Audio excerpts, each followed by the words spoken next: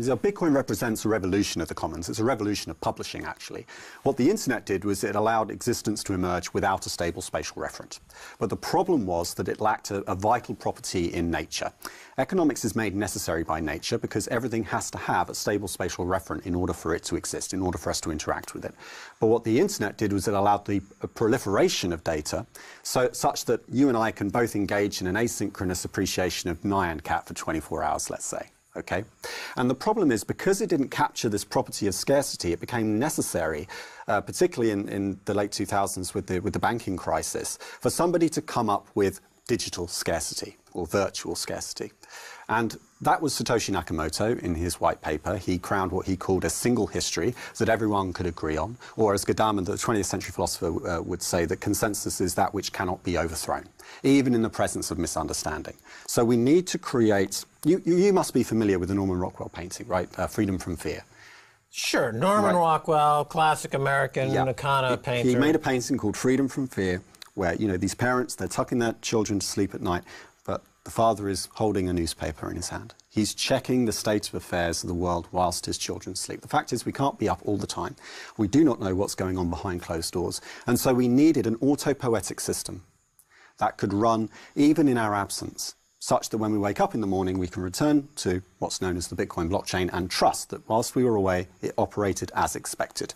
So everyone plays on the same playing field. That is 180 degrees different to what we currently have in the financial system, which is an allopoietic system. That means that it relies on an external dependency. Okay, now Chris, you sound like one of these early adopters that was bitten hard by the Bitcoin bug in the early days. You know, because now in 2015, we've got banks into the blockchain, and they're creating consortiums. Oh. They're doing. I mean, well, let me just finish this here for a second. So they are co-opting this technology essentially to crush their back office costs to save a lot of money. Jamie Dimon of JP Morgan has made a comment. You got Blythe Masters, who's now into the blockchain space, and she's definitely not talking in the same way you're talking. I mean, you and Blythe Masters would be completely on opposite ends of a conversation. This is the distributed ledger space. You're not allowed to use the word Bitcoin at these meetups I've been going to. And the meme at the moment, you're not even allowed to say blockchain anymore. For a while, it was blockchain, and that was the mimetic vector. But now, you know, memes don't have to be truthful, but they have to be useful. Okay, so they do spread across the network. There are more human beings alive today than there were on the planet in 1960. So the ability to be discovered is so easy now. And when these banks talk about blockchains and distributed ledger systems, they're euphemisms. What they're really trying to do is they're trying to capture. They won't play a game unless they can cheat. In your words, actually, from one of your earlier shows, they will not engage in any contract unless they have the controlling interest in that contract. Bitcoin is open source. And so, like, if you put in $300 million and bought that many Bitcoins on probably the over-the-counter market, you take equivalent of 185 days of reduced block reward. You know, so 12.5 Bitcoins every 10 minutes multiplied by 85 days gives you the impact of reducing the supply of. That's the impact of the ETF? Yeah. So if the ETF is approved, then we take up 185 days worth of supply? Yeah. And so you can work that out. So with that, you can work out roughly what price impact you'll get. So right now, this is kind of really like what we saw is this price speculation start to rise. And what the market tries to do is right before this decision on March 11th, yes or no, whether we'll get an ETF, the market should price in what the probability of the ETF is and the price impact of it. And right now we're saying, the market's actually saying 1/3 chance of it being approved. And if the price at this point here is a given figure, and if the probability is 1/3, then you can expect that the price, if it's approved, the fundamental price would be up here. So have you got a prediction market for whether the ETF will go through or not? that what we got here? Yeah. Yeah. That's what we got. This is the BitNext prediction market. And so that the markets are actually saying roughly, they're saying roughly a third chance of it approving. And you just run that through this model that I did. And it comes to this figure. It comes to this figure of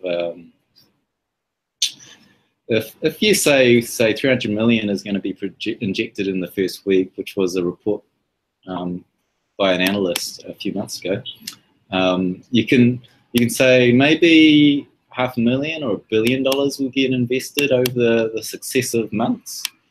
If it's 500 million, then you can expect the fair value to be, based on what the market's saying, to be 1,240. But if $1 billion is invested, then $1,700, and that's kind of fundamental value. It doesn't account for the market doing this sort of speculative overshoot.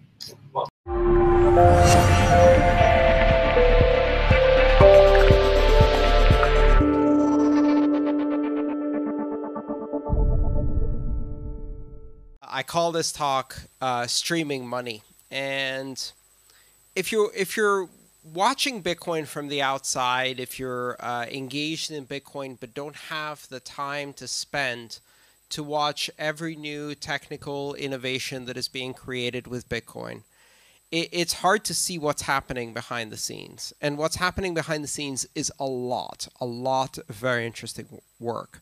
Bitcoin today is not Bitcoin as it was in 2009. It's continuously changing with new technologies being introduced. And the pace that new technologies are being introduced keeps accelerating. One of the most fascinating aspects of Bitcoin that was introduced towards the end of 2015, which I'm very, very interested in, is the introduction into Bitcoin of a time function. So what this new invention did is it introduced time function to transactions, the ability to control the timing of when a transaction can be redeemed, when it can be spent. That particular invention is called check, lock, time, verify, which is a very engineering word for something very powerful. And at first, when you look at it, you think, okay, great, so I can put my money, I can lock it, and I can say this money can't be withdrawn for 90 days. Okay, if some of you have problems with addiction to shopping or, a materialist consumption kind of attitude, and you can't save money unless you lock it away, that could be useful. Okay, you could use it just like that, just lock my money away for 90 days. And the nice thing about the Bitcoin network is that when you put a condition like lock it away for 90 days, it's locked away for 90 days. There's absolutely nothing anyone can do to undo that particular constraint. But if you look at this time dimension purely from the perspective of locking an individual amount of money, you're missing the point. Because what's really interesting about this is that it creates a whole new set of applications that allow you to manage the time dimension of money. And this is a game changer, and most people haven't really noticed that things are going to get very interesting very fast in some of the new developments in Bitcoin. One of the first applications that uses check, lock, time, verify and check, sequence, verify, which are the two time-based constraints, is a technology called state channels or payment channels, or more broadly, Lightning Network. How many of you have heard of state or payment channels here?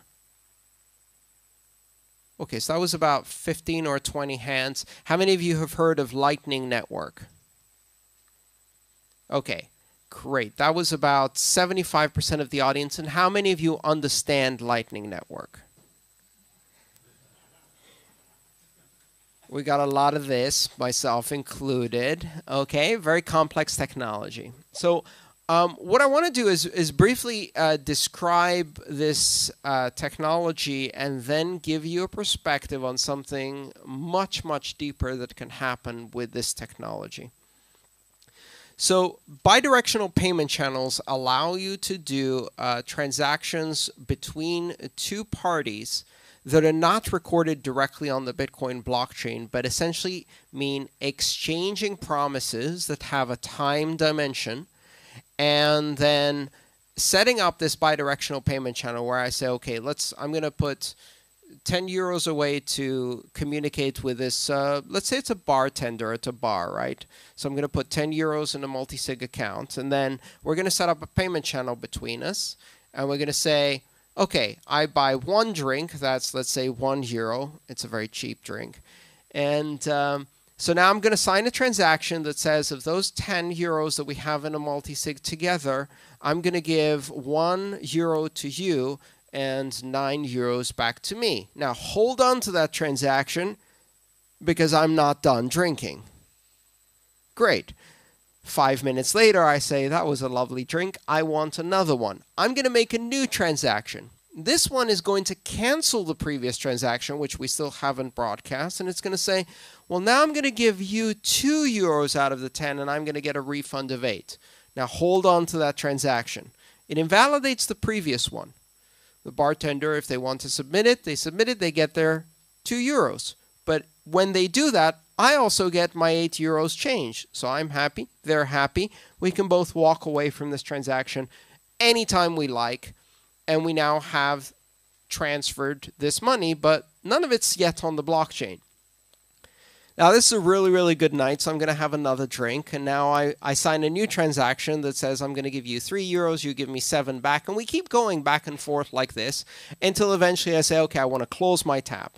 The last transaction we have, maybe for 5 euros in drinks, 5 euros refund, is the transaction that actually gets recorded on the blockchain. So we did 4 transactions, but only 1 to start and 1 to end were recorded on the Bitcoin blockchain.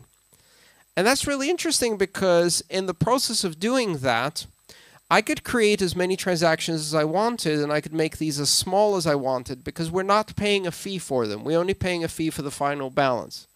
So I could be transmitting very, very small amounts in this payment channel. Bidirectional payment channels are really interesting technology. But when it gets even more interesting is when you combine multiple bidirectional payment channels to create a routed network. So I'm sitting there with my friend and I'm having drinks and they're having drinks and we have 2 payment channels to the bar, right?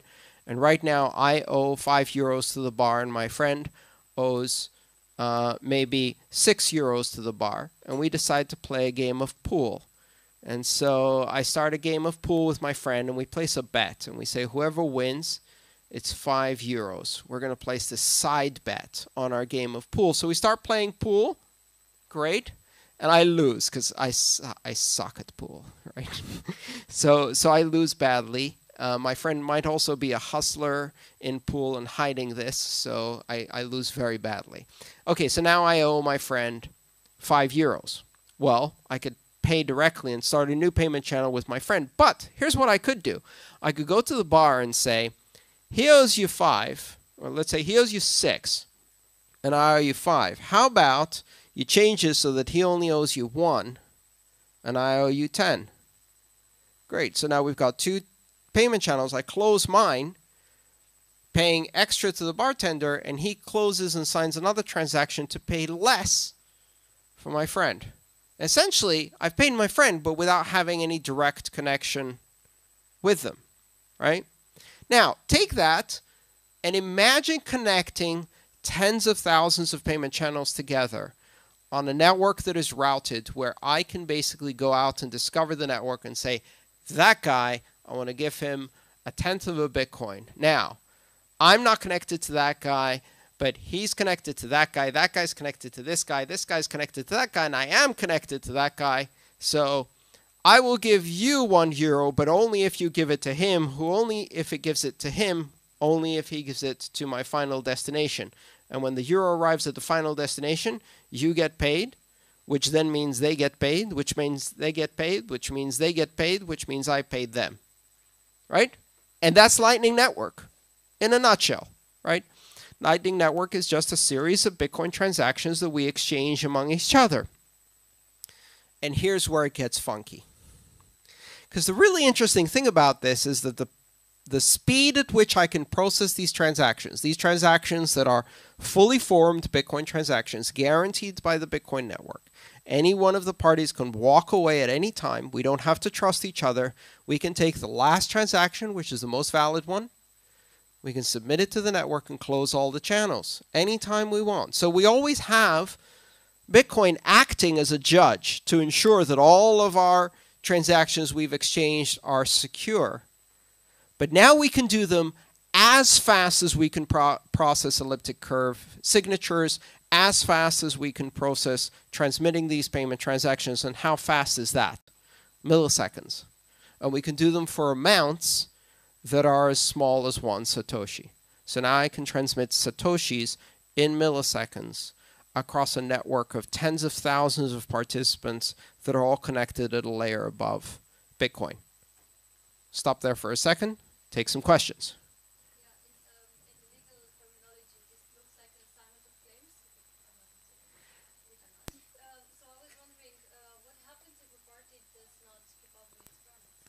That's really good. So in the legal terms, it's an assignment of claims. It's a series of IOUs. It's a series of forward-looking promises. But the thing is that if a party doesn't deliver on their forward promise, they can't collect on the promise that's coming to them in a routed network.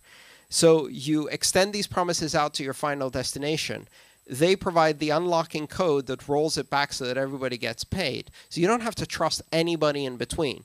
If someone doesn't fulfill their promise in between, you just start a different route to get to your destination. No one can take money without fulfilling the terms of the contract. It's a system of smart contracts. So you don't need to trust any of the other participants. In fact, if this is properly implemented, you have no idea who the other participants are. You just say, I'm paying Alex 1/10 of a Bitcoin. Find me a route. Great. It takes 233 hops to get there. I don't care. Just like you have no idea how your TCP packet actually got to Google. You don't care.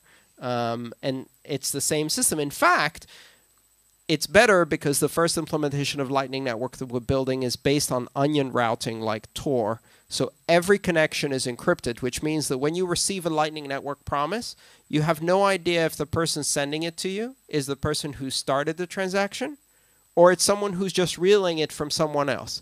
And you have no idea if the next person you're sending it to is the end of the transaction or they're going to relay it somewhere else. You have only one hop information. And so it also massively increases privacy and anonymity. Let's take some more questions. Yes? This is a smart contract. This is smart contracts using 3 technologies in Bitcoin. One is multi-signature technology. The other one is check lock time and check sequence verify, mostly check sequence verify, which is relative time from the previous transaction. And a new invention called hash lock time contracts, which is a way to forward a promise that can only be unlocked by a secret. Yes. So these are smart contracts using Bitcoin, correct?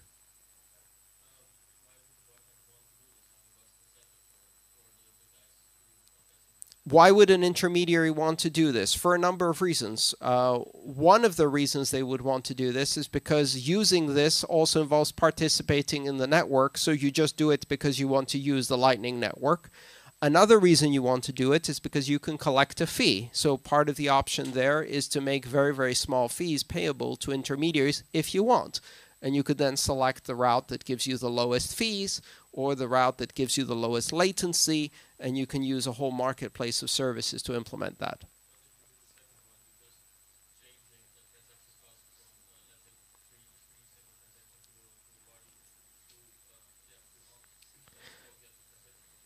Yes, this would introduce transaction fees, but you can talk about transaction fees on a whole different scale because you're not required to fill a capacity that is very limited, which is a 1 megabyte block.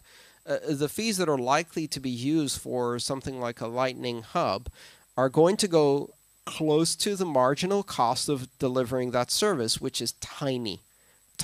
So you're going very close to zero. Anybody who charges high fees will get pushed out of the market by people who charge much lower fees. And if nobody else wants to do it, I'll do it. Yes.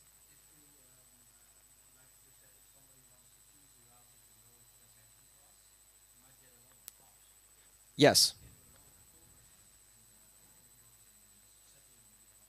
Well, you don't settle any of these hops on the blockchain because actually what you're doing